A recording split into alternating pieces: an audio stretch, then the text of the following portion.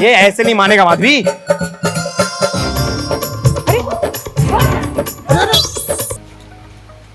काल भिडेचा एक problem solve केला, पण तरी सुद्धा तो आज आलाय माझ्याकडे त्याचा एक वेगळा प्रॉब्लेम घेऊन. कारण की त्याला कळत नाही की त्याच्या प्रोडक्टची प्राइस कशी ठेवावी.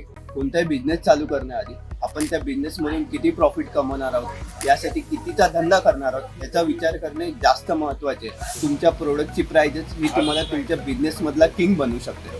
सुप्रसिद्ध असे वॉरन बफेट सांगतात, price is what you pay, value is what you get.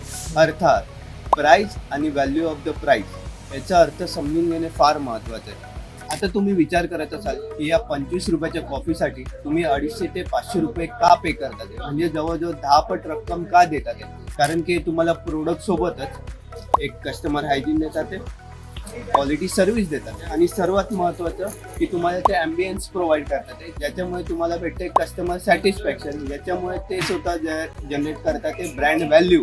आजचा प्रॉब्लेम तर आपण सॉल्व्ह केला.